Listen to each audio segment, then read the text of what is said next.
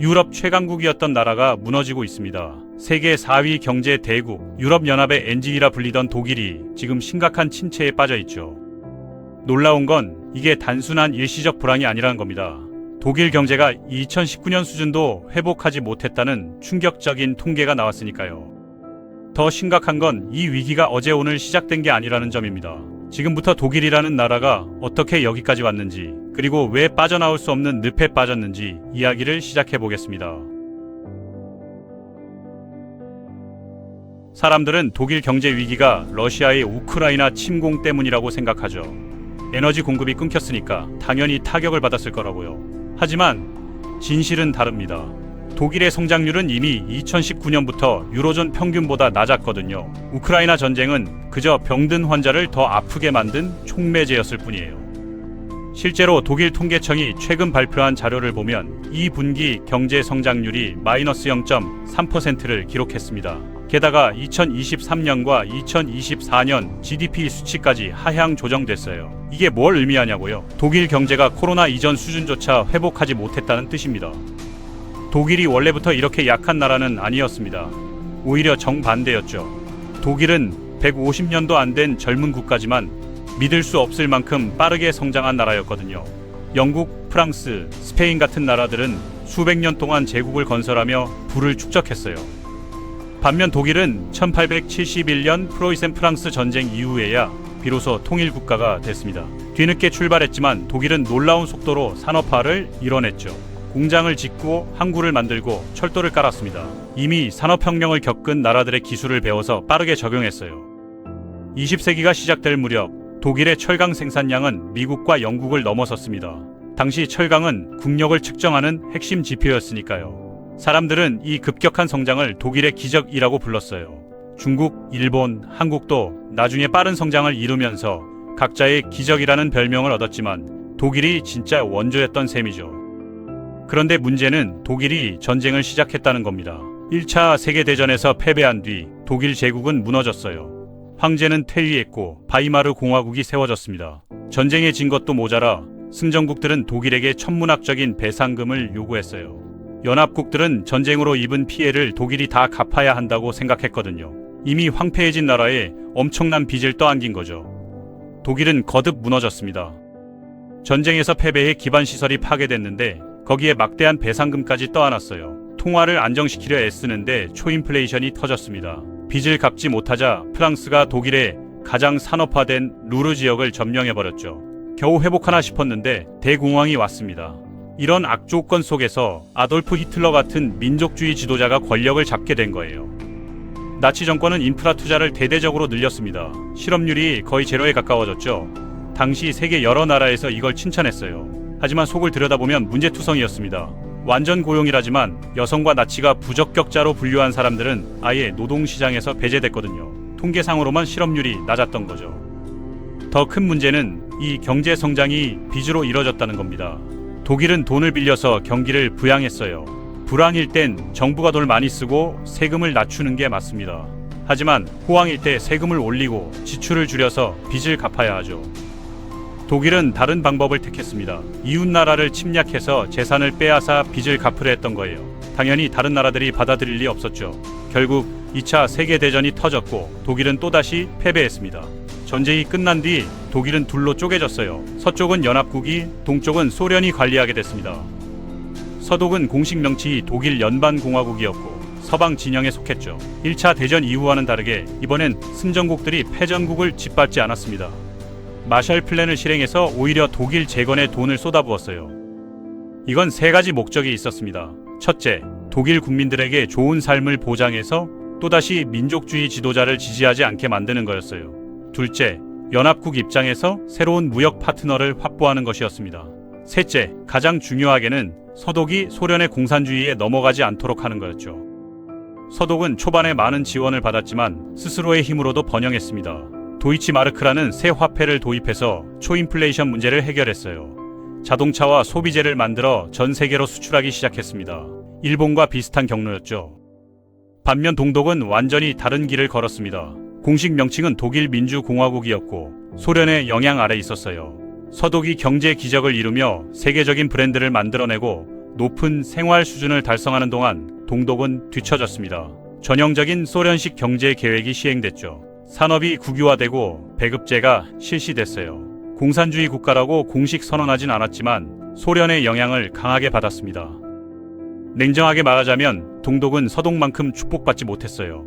1923년 프랑스가 배상금 때문에 점령했던 루르 지역, 독일 산업의 핵심이었던 그곳은 서독 땅이었거든요.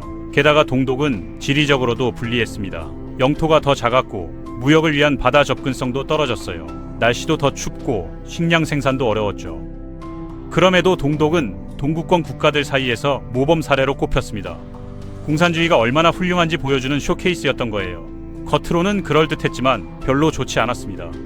이 분단이 가장 극명하게 드러난 곳이 베를린이었어요. 베를린은 기묘한 국경선을 가진 도시였습니다. 지리적으로는 동독 안에 있었지만 서베를린은 서방이 통제했거든요. 소련은 동베를린에 엄청난 돈을 퍼부었습니다. 철의 장막 너머를 서방이 볼 수 있는 몇 안 되는 장소였고 소련 시민들이 서방 세계를 엿볼 수 있는 유일한 곳이기도 했으니까요. 소련 지도부는 이게 신경 쓰였어요. 동베를린을 소련 최고의 도시로 만들려 했죠. 결론부터 말하자면 생활 수준은 여전히 별로였습니다. 그래서 서베를린으로 물자 공급을 차단했어요. 지리적으로 둘러싸여 있으니 가능했거든요. 서방은 비행기로 필요한 모든 걸 공수했습니다. 소련은 결국 거대한 장벽을 세웠죠. 완벽하진 않았지만 한동안은 효과가 있었어요. 소련이 무너지기 1년 전 동독과 서독이 하나로 합쳐졌습니다.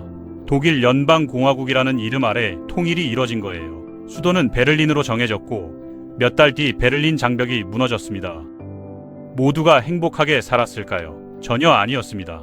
서독은 세계 정상급 제품을 수출하는 경제의 강국이었어요. 동독은 자급자족도 어려운 상태였죠. 이 둘을 합치는 게 순탄할 리 없었습니다. 흥미롭게도 문제는 동독이 자유시장 경제에 적응 못해서가 아니었어요. 오히려 서독에 이미 구축된 사회정책 때문이었습니다. 현대 독일 경제의 핵심은 라인 자본주의라는 모델입니다. 이 시스템은 자본주의의 장점을 가져옵니다. 기업가 정신, 열심히 일할 인센티브, 혁신 같은 것들이죠. 동시에 사회민주주의의 좋은 점도 결합했어요. 강력한 사회 안전망, 교육과 의료에 대한 보편적 접근, 노동자 권리, 기업에 대한 엄격한 규제 같은 거요. 독일은 기업을 사랑합니다. 메르세데스, 포르쉐, 폭스바겐, 알리안츠, 도이치뱅크 같은 세계적인 대기업이 있죠. 수익성도 높고 전 세계에서 운영됩니다. 하지만 독일은 이들을 철저히 통제해요. 기업이 너무 커져서 독점이 형성되면 정부가 강력하게 개입합니다. 환경을 파괴하거나 노동자를 학대하면 즉시 조치가 취해지죠. 이런 시스템 덕분에 독일은 매우 경쟁적인 시장이 됐어요. 어떤 독일 기업도 안주할 수 없습니다. 경쟁해야 한다는 걸 알거든요. 경쟁자가 없으면 정부가 경쟁하도록 만들어버리니까요. 이 모든 게 훌륭하죠. 라인 자본주의는 노르웨이 같은 나라의 경제 이념과 비슷합니다. 다만 독일은 석유가 아니라 산업으로 번영을 이뤄낸 거예요. 통일 후 이 시스템이 삐걱거리기 시작했습니다. 라인 자본주의의 강력한 사회적 측면이 동독의 취약한 산업 역량을 떠안아야 했거든요. 서독이 동독이라는 짐을 끌고 가야 했던 겁니다. 오랜 침체기가 찾아왔죠. 동독을 따라잡게 하는 건 단순히 공장을 세우는 것만으로는 안 됐어요. 수십 년간 분리되어 있었으니 전력망도 달랐고 인프라도 달랐고 문화적으로도 다른 곳이 됐거든요. 많은 노력 끝에 오늘날 동서독의 경계는 많이 흐려졌습니다. 동독 지역에도 산업이 자리 잡았고 국가 전체가 번영하게 됐죠. 동독을 끌어올린 게 독일이 짐을 짊어진 마지막은 아니었습니다. 독일, 이탈리아, 프랑스가 없었다면 유럽연합이 지금처럼 안정적이지 못했을 거라는 평가가 많아요. 독일은 정말 놀라운 나라입니다. 경제학 교과서에 나올 만한 사례죠. 순전히 근면함을 바탕으로 한 회복력이 대단하거든요. 운 좋은 나라들도 있습니다. 막대한 석유나 자원을 가진 국가들처럼 구조적 문제가 있어도 잘 사는 경우가 있죠. 노르웨이처럼 운 좋으면서 모든 걸 제대로 하는 나라도 있고요. 하지만 독일만큼 불운하면서도 똑똑했던 나라를 찾기는 어렵습니다. 전쟁 후 건국됐고 산업화를 이뤘는데 세계대전에 휘말렸어요. 재건하려는데 막대한 배상금을 떠안았죠. 다시 일어서려는데 초인플레이션이 터졌습니다. 또 일어서려는데 프랑스가 핵심 산업지역을 가져갔어요. 또 재건하려는데 대공황이 왔죠. 또 일어서려는데 독재자가 폴란드를 침공했습니다. 또 재건하려는데 나라가 둘로 쪼개졌어요. 또 일어서려는데 이번엔 통일되면서 반쪽짜리 경제를 떠안았죠. 또 일어서려는데 글로벌 금융위기와 유로존 위기가 터졌습니다. 브렉시트도 있었고요. 이 모든 과정에서 독일은 단 한 번도 쉴 틈이 없었어요. 그럼에도 독일은 여전히 세계 4위 경제 대국입니다. 세계 최대 수출 흑자를 기록하고 있고 독일 제품은 최고 품질로 인정받죠. 이만큼 역경 속에서 번영한 나라를 찾기 어렵습니다. 사회적 시장 경제 시스템이 강력한 안내자 역할을 했어요. 여러 경제 시스템의 장점을 섞어서 어떤 악조건에도 유연하게 대처할 수 있었던 거죠. 정말 독일의 효율성은 초능력인가 싶을 정도입니다. 하지만 이 모든 역사에도 불구하고 지금 독일은 심각한 위기에 처해 있어요. 독일 경제의 근본적인 문제는 수출 중심 산업 모델이 더 이상 작동하지 않는다는 겁니다. 독일은 오랫동안 수출에 의존해 왔어요. 특히 자동차 같은 산업재를 팔아서 성장했죠. 2000년대 중반부터 2010년대 후반까지 이 방식은 잘 먹혔습니다. 중국과 미국 같은 나라에 수출하면서 꾸준히 성장했거든요. 강한 수출은 무역 흑자로 이어졌어요. 수출이 수입보다 많았다는 뜻이죠. 평균적으로 GDP의 7% 정도였습니다. 다른 서방 국가들은 1에서 2% 적자를 기록했어요. 일본이나 중국도 불균형 무역으로 비판받지만 독일보다 훨씬 적은 흑자를 냈죠. 이 덕분에 독일은 다른 선진국들보다 빠르게 성장했고 심각한 탈산업화를 피할 수 있었습니다. 제조업이 아직도 독일 GDP의 20% 가까이를 차지해요.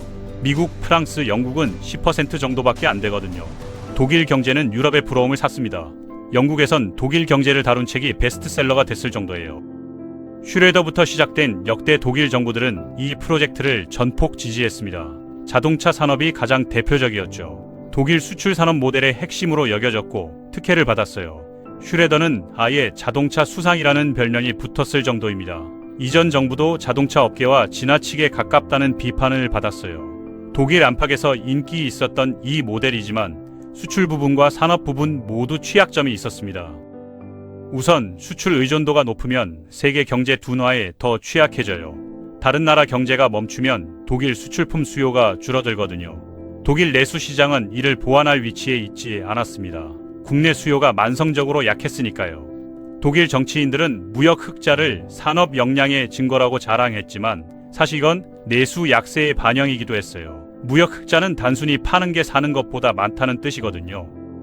제조업을 보호하는 게 중요한 건 맞습니다. 많은 선진국들이 지금 산업 정책을 통해 제조업 비중을 독일 수준으로 끌어올리려 하고 있죠. 하지만 전통 산업은 첨단 산업이나 서비스업보다 국제 경제에 취약합니다. 예를 들어 독일에 사는 사람이 독일제 자동차를 중국제로 바꾸는 건 쉬워요. 하지만 독일 변호사를 중국 변호사로 바꾸는 건 불가능하죠.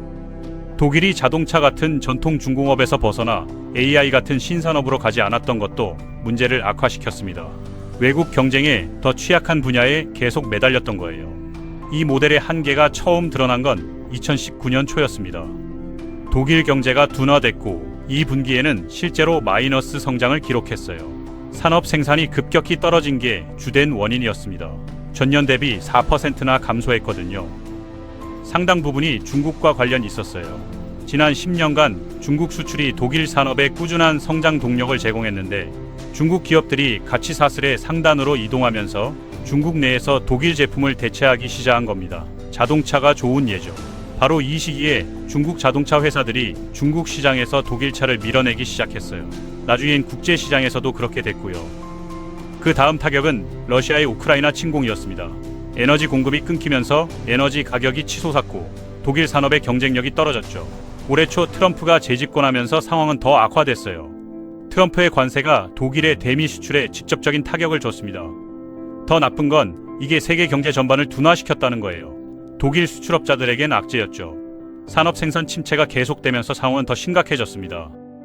그래도 올해 초엔 독일 경제가 최악의 시기를 넘겼다는 희망이 있었어요. 트럼프의 무역 전쟁이 진정되는 것 같았거든요. 유럽연합이 협상을 끝낸 것처럼 보였고 프리드리히 메르츠 정부가 이른바 부채제동 제도를 개혁하겠다고 발표했습니다. 공공지출을 대폭 늘려서 내수를 자극하겠다는 거였어요.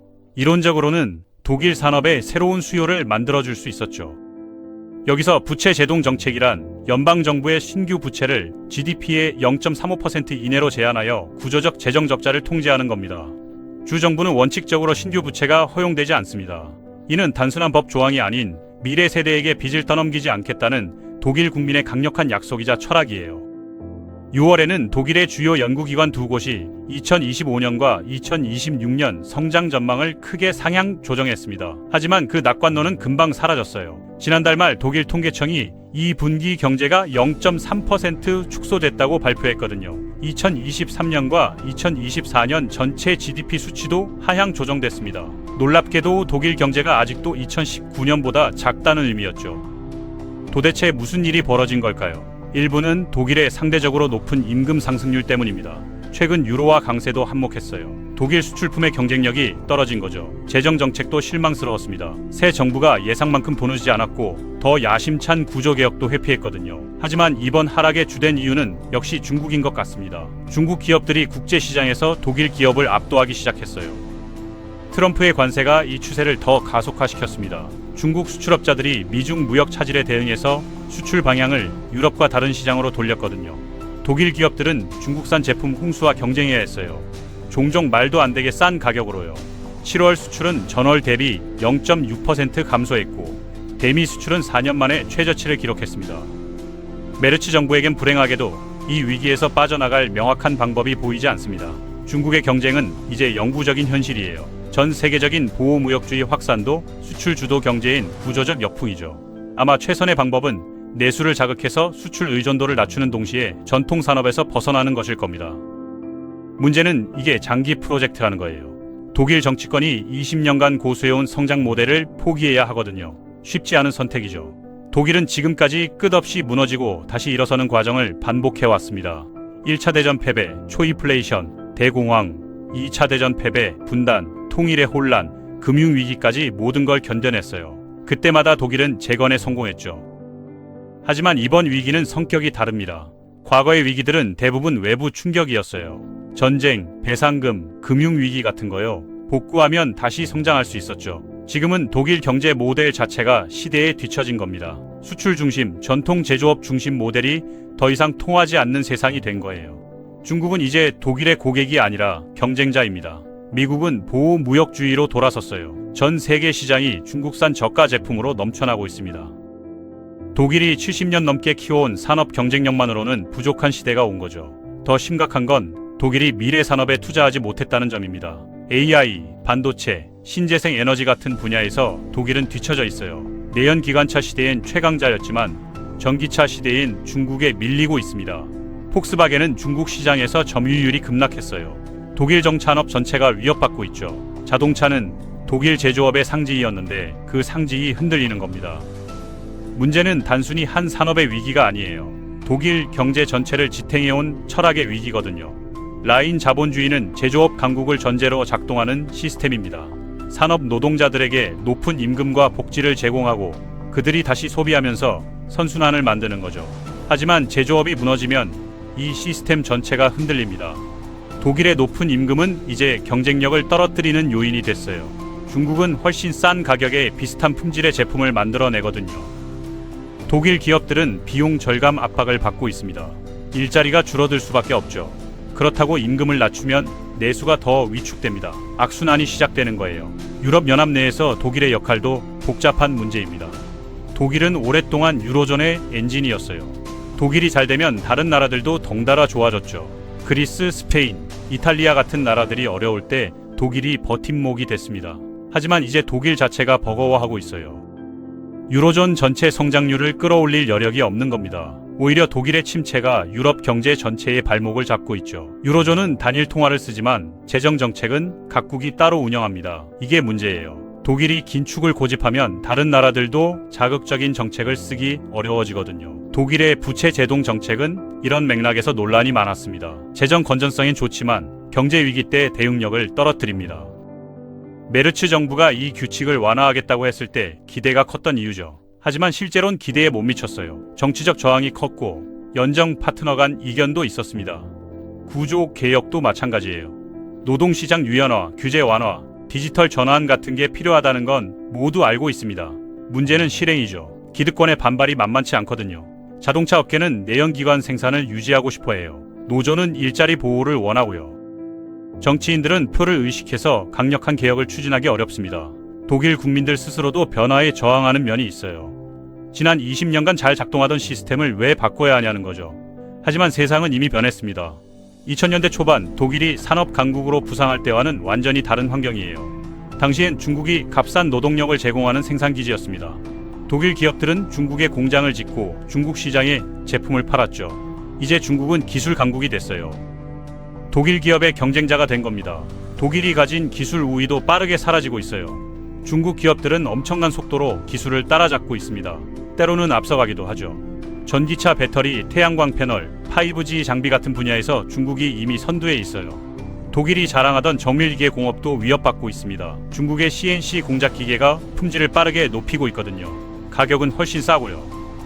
독일 중소기업들, 이른바 히든 챔피언들이 특히 타격을 받고 있습니다. 이들은 특정 분야에서 세계 최고 기술을 가진 회사들이에요. 외부엔 잘 알려지지 않았지만 독일 경제의 숨은 힘이었죠. 문제는 이들이 대부분 전통 제조업에 있다는 겁니다. 금속 가공, 화학, 기계 부품 같은 분야요. 첨단 기술 분야엔 독일의 히든 챔피언이 많지 않아요. 실리콘밸리 같은 IT 생태계도 없습니다. 독일 최대 기술 기업이 SAP인데 이마저도 클라우드 전환이 늦었다는 비판을 받아요. 스타트업 환경도 미국이나 중국에 비하면 한참 뒤처져 있습니다. 벤처 캐피털 투자 규모가 작고 실패를 용인하는 문화도 약해요. 독일은 안정과 장인 정신을 중시하는 문화입니다. 이게 제조업에선 강점이었지만 빠르게 변하는 디지털 시대엔 약점이 될 수 있어요. 혁신보다 완성도를 추구하다 보니 시장 선점에서 밀리는 거죠.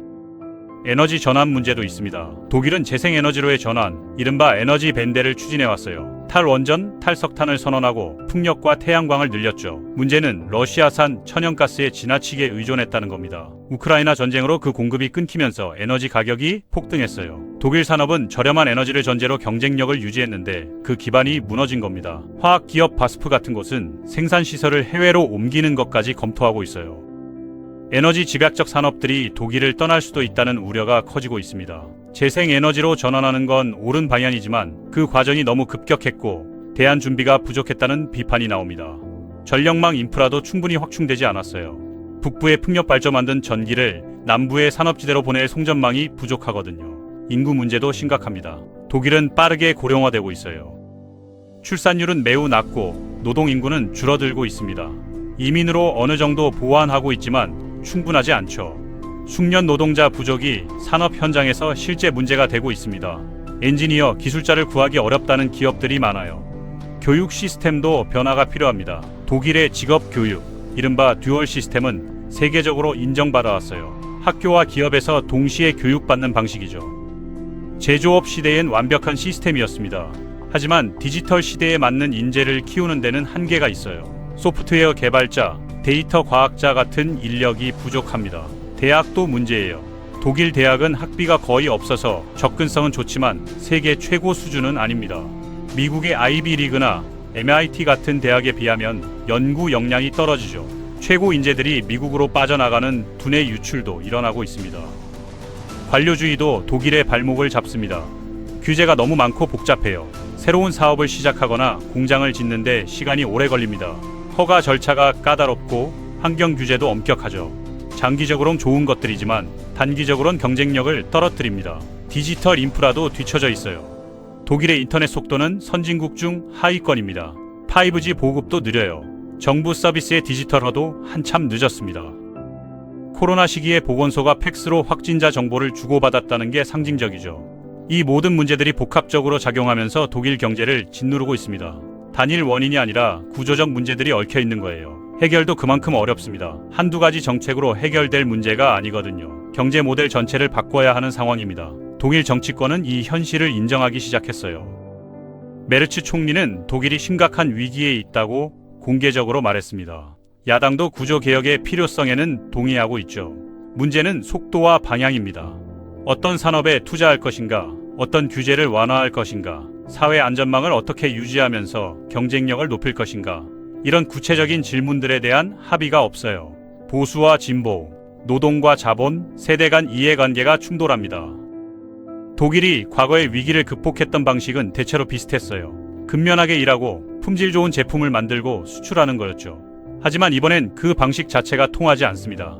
더 열심히 일한다고 해결될 문제가 아니에요. 게임의 규칙이 바뀌었거든요. 제조업 중심에서 기술과 서비스 중심으로, 수출 주도에서 내수와 혁신 주도로 전환해야 합니다. 이건 독일의 정체성과도 연결된 문제예요. 독일 사람들은 자신들을 엔지니어의 나라, 장인의 나라로 생각합니다. 메르세데스와 BMW를 자랑스러워하죠. 그런데 이제 전기차 시대가 오면서 그 자부심이 흔들리고 있어요. 테슬라와 BYD가 독일차를 위협하고 있으니까요. 정신적 충격이 큰 겁니다. 경제적 문제를 넘어 심리적 위기이기도 해요. 다른 한편으로 독일은 여전히 강력한 자산들을 가지고 있습니다.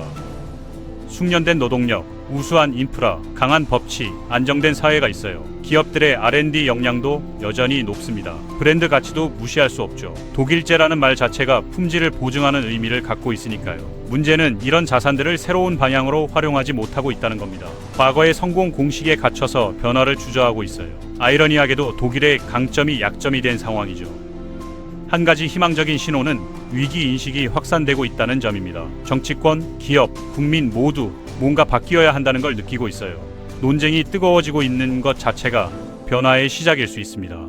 독일이 과거에 보여줬던 회복력을 생각하면 이번에도 길을 찾을 가능성은 있어요.